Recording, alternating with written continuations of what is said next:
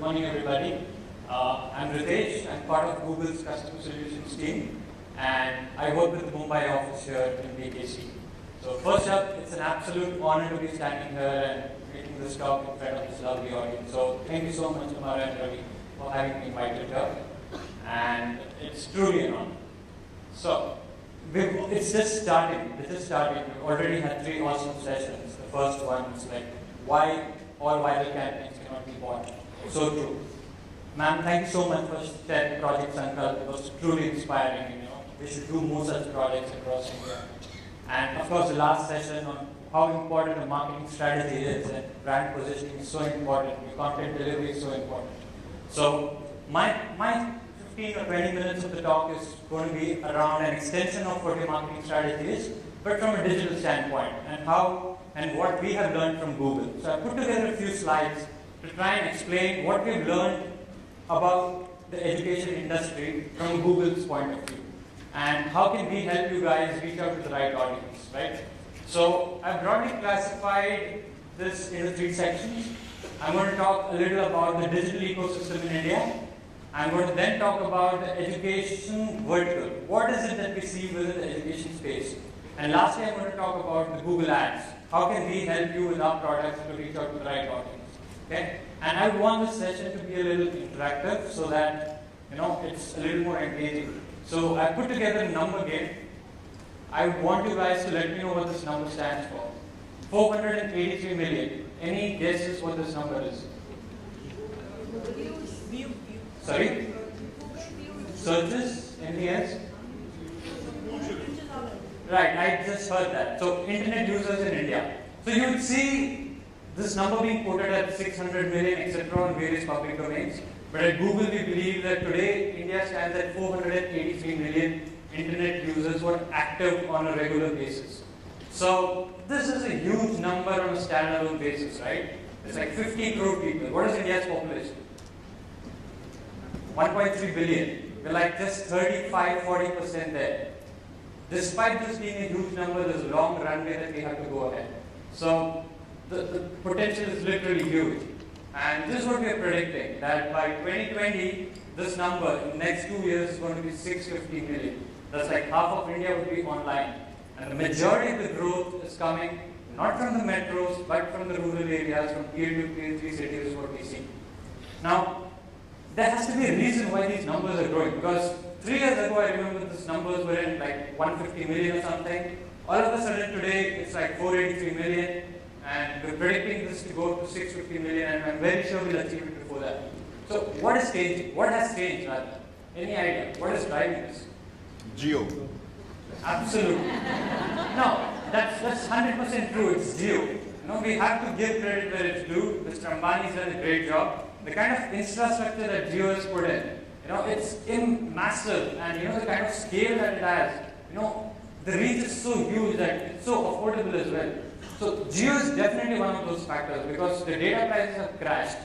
I remember 3 years ago, I used to pay 350 rupees for a gigabyte of data. Do you know what your data prices are today? I don't, because I don't care.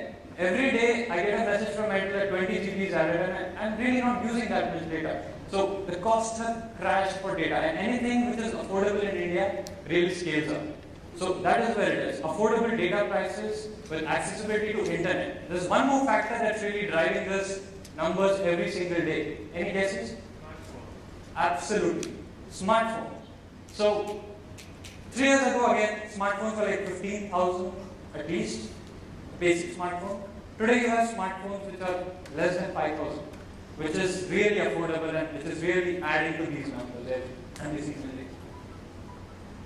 So this is what we are standing today in terms of smartphones. We have 330 million smartphone users in India, and we're predicting that number to go up to 500 million in the next 2-3 years. Again, thanks to all the affordability. Anything that's affordable in India would scale. That is what we do.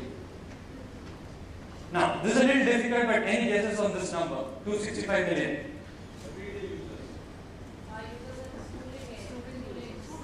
No, think video. YouTube. Absolutely. So we have 265 million monthly active users on YouTube. Which is the most sought after search engine in India or across the world? Google. Google. Which is the second one? YouTube. Absolutely. So, 265 million monthly active users. And what do they do every day? I don't know. They watch a lot of comedy. And you'll be surprised with this slide. What is this? 52 minutes.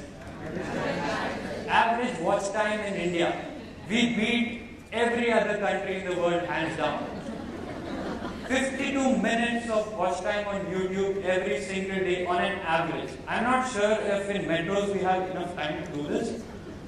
Maybe people who don't watch TV, someone like me watches YouTube a lot, so I could, but otherwise I don't see this can come from metros. So if you look at the split, rural India contributes a lot to this and not the metros, to contrary to the view that we have.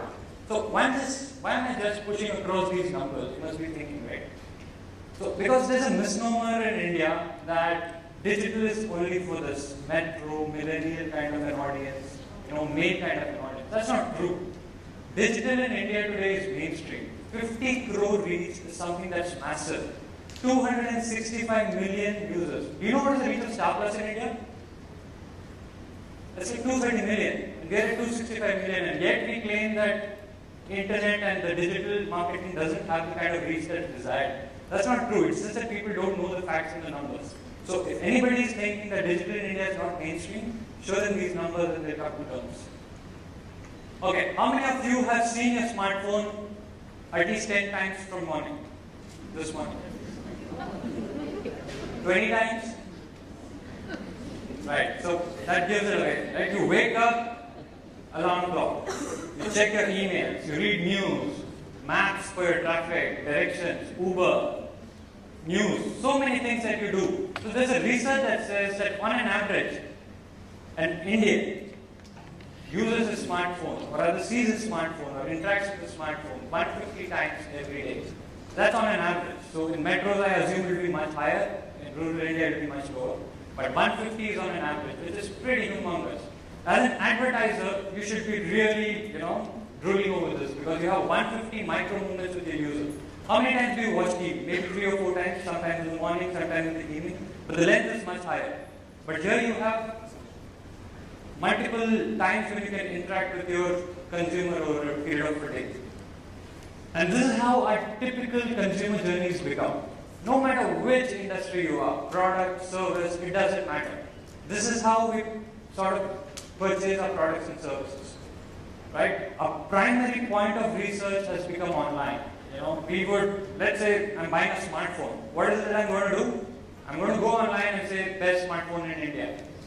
This smartphone versus that smartphone. Review about this. And then I'm going to watch YouTube on how does it work, what is the review, unboxing videos, etc. And I might end up buying it online or offline. That doesn't matter. But you're doing a lot of research online, and that is what matters. And hence, even in the education space, right? I think the first point of influence for a school would be, the word of mouth, because you really want to hear it from your family and friends and your colleagues how good the school is. But the second point of research is going to be this place, which is your online. So you have to be present there because people, when it comes to the children, are not going to compromise on anything. They want to bet everything, and this is where they would come for the second point of research. Now, what I'm trying to say is, be where your audience are, and online is heavily influencing offline, like I just told. Earlier there was a misnomer that if you're selling online, you'll do digital marketing. But no, even if you're not selling online, like cars today, doing digital marketing. HUs and the PNGs of the world, they sell online for like 2% or 3% of their sales, but they do heavily online.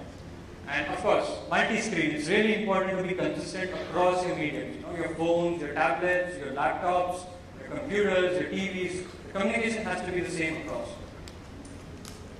So, let's get into the education space now. Tell me something, how many searches would you see on Google every minute relating to education in India? Wild guess.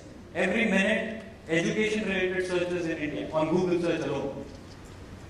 5 lakhs. Sorry? 5 lakhs. Every minute. Every minute, 5 lakh. That will be a lot. But it's around 570 Google searches every second. Right? So that is the kind of search volumes that we see on an average. Now, this is across the last year. Now, education, I think, a lot of people start looking about education somewhere during April, May is what I think, when the academic year starts, etc.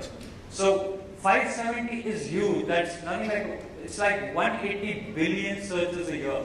That's humongous, right? That's the kind of opportunity you have to interact with your audience online.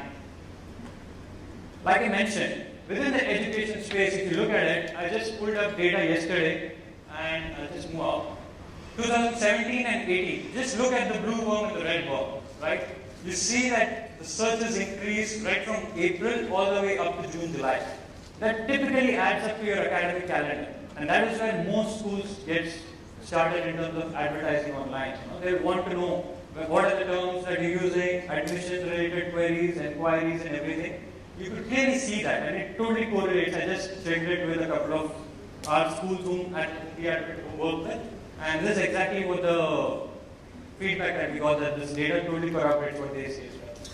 Now, this is for education. It involves everything, right, from preschool, K-12, to your universities and correspondence courses, etc. I just pulled out data for schools alone, right, which is your K-12, the blue worm. And this is what I see. Again, March, a little from Feb to March is when the last portion is where it peaks, and then the next year again. April, May, June is again the peak season for schools, which is again right because your calendar starts somewhere around mid of June for the new admission cycle. This is how the searches in India spread across various states. I'm sure that people here from multiple different cities. So, Maharashtra, thanks to Mumbai, contributes a lot of these searches, followed by UP, Tamil Nadu, Karnataka, and West Bengal, etc. These are the top terms that we see on Google. You would see schools, admissions, ICSE, CBSE, best schools near me, best schools in Karnataka, all those kind of terms. And those are very realistic. This is what you would expect, right? A parent who is actually looking for a school would type best school near me, best CBSE school in Mumbai, best CBSE school in Delhi, something like that. And why not be present when they're looking for you? That is what Google is all about, right? So, how can we at Google help you guys reach out to the right audience in the very right manner? Right? So, here's what. How many of you actually use Google Ads? Very few actually. This is a little surprising, but I think we need to have a lot more people starting to reach out to your parents and your students. So, these are the broad platforms in Google that we help you guys with. So, the first one is Google Search. It is nothing but www.google.com. Anything that you want, just go there, you write your question, you get an answer. You want something, Google provides you with a list of all the websites that are there. If you would have noticed, the first 2 or 3 links that you see generally are the paid links, which are the ads. We mentioned that ad and sponsored against that. So it is nothing but Google believes that the user is searching for something, and this particular URL or this particular website is very relevant, and we push it ahead because we believe that that is the right, relevant search result for that particular query. That is Google Search for you. Now, what is Google's display network? So, internet is all about websites, right? Multiple websites. So, we have close to 92% of those websites who are partnered with us, and I've told that, look, I have this website. There are ad spaces that are there at the top and at the right corner. Would you be willing to serve ads on those websites, right? So, the display network is nothing but the entire internet. So, if you want to serve ads on, say, Money Control, or Business Finance, or Financial Express, or like Mom Junction, whatever it is, Google could do that for you. That is what it is. We'll serve banners. I'll just show you examples in the coming slides. And of course, YouTube is something that you know, which is a video platform. It's very important. Something like a Project Sankalp. Would you not want that to be on YouTube? And would you not want that to showcase to anyone who's looking for your school? It's so relevant, right?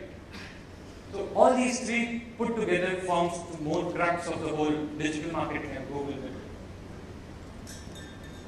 So I just did a quick search last night on Google relating to all this. So I just typed in best schools in Mumbai.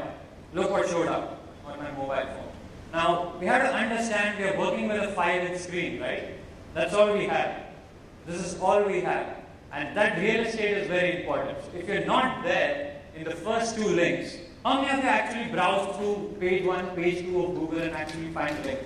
Hardly any. I mean, we're so lazy that we hardly scroll to the last link of the page. Forget about going to the next pages. So it's very important to be right at the top because the real estate on the phone is really small. So look at this. Best schools in Mumbai, you have people advertising against that URL. CBSE schools near me, okay? You again see some people advertising against that as well. So these are the kind of terms that you would see parents who will be researching about the schools and they want admissions for their kids. And it's very relevant. Look at the amount of information that these guys have shared. You can do this for yourself and check on your mobile phones. Best schools in Mumbai, there's a number given against that. All you have to do is hit on that call button and you'll get a call at your call center or whatever it is. Someone's searching schools near me. Look at the bottom thing. They've given the location and a call extension. So if you click on that, it will open on Google Maps. If you click the call button, it will go to the call number that is registered. So it's very convenient for users if you provide information the way these guys have done. Because, we are very impatient and lazy as consumers today. We want everything at our fingertips with just one button away. Nobody wants to come into your website, go to your contact us page, and actually find what the number is and actually click on that. So it's very smart to have these call extensions and location extensions in your advertisement itself so that it's just your user is just a click away from where you are. Now, that was Google search. What about Google's display network? Right? I was talking, my text ads are pretty good. They say that picture is worth 1,000 words or something like that, right? Look at this. If this space could be captured by one of your schools, because the blog is actually talking about a list of 25 best schools in India. And someone, let's say, researching in Mumbai about this, if they see an ad here with a school that is actually looking to reach out to this particular audience, it is so relevant, right? Someone's reading about the best schools in India, and then they see a banner about the school itself. It's so realistic and it's so relevant. That's why they would click on that and reach out to you. So that is how we could be. We could have banner ads across websites where you want. And of course, like I said, YouTube. If picture can speak 1,000 words, I'm sure video would speak 1,000,000 words, right? Just imagine if people could actually advertise on videos and bring out the USP. I think one of the speakers earlier was talking about what's the USP, what's your proposition of the school? Is it sports? Is it culture? Is it the social projects that you're doing? If you could highlight that to the right set of users on YouTube, it will be very helpful for them because you have your text ads, you have your banner ads, and now you're telling them a story through a video as well, which is very, very crucial. Now, fine, you've done all your advertisements, but what happens at the end of the day? Where do you, once they click on your particular ad, where do they go? You have to have this lead form in place, right? This is what is very crucial. Where they land on your website, you should ask for the details of your name, your email address, contact number, so that you can reach out to them and clarify all their queries and move forward. So this is very critical. Be it YouTube, be it display banners, be it search ads, lead form is very crucial and you should have all the right information being collected there. So, fine, we could show ads, but to whom? I mean, how is digital as a medium different from your usual TV or your newspaper? You give ads on newspapers, everybody is going to see it, from a 2-year-old to a 60-year-old, to a male to a female, right? Best part about digital marketing is you reach out to the right set of audience, and that is what makes it very important. How do you target? You can't blow up your money on everybody who is in Mumbai, right? It doesn't make sense.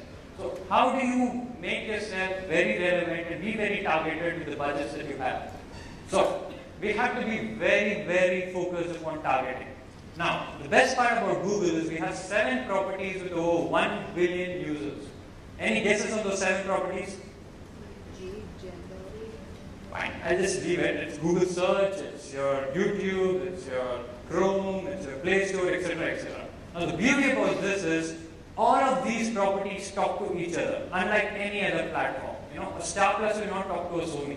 A Facebook will not talk to a Google, and an Amazon will not talk to a Google. But these 7 properties on Google, which is your YouTube, your search, and your display, and everything, they don't talk to each other. It's an ecosystem, right? What you do on Maps can be used for what you do on YouTube, can be used on what you do on search, and then vice versa. So it's really an integrated system. It's an ecosystem that we all live in today on the digital world. So how can you target within this ecosystem? So one is you could go after keywords, right? Best schools in Mumbai, CBSE schools, ICSE schools, schools near me. So anyone looking for schools in Bandra, you would want to target 10-kilometer radius or 5-kilometer radius around Bandra with the keywords of schools near me. So keyword targeting is very, very crucial and very, very important. There is also something called an affinity segment. So you can target parents of infants, parents of toddlers, parents of kids between 4 to 6 years. Google gives you that option out of the box where you could actually say, I want to show my ads to parents of 4 to 6 years. That's when you're going to have your entry level, kindergarten level admissions, and I want to target them in this particular pin code or this particular region. And of course, there's remarketing. People who have visited your websites, you could start targeting them. There's of course placement. You could choose certain websites. So these are the identified 10 websites that I want, and I really want to show my ads against these websites. And people who are interested in topics, topics related to education, school, etc. And of course, you have your demographics and geography, which is your age, gender, location, which is the basic that you could layer against that. So I'd like to leave you with this thought. But digital is all okay. Ultimately, it all comes down to marketing, which is reach out, find the right user at the right time when they're looking for you with the right kind of a message. And that will really help you guys in sort of reaching out and positioning your school in the best way possible. Thank you.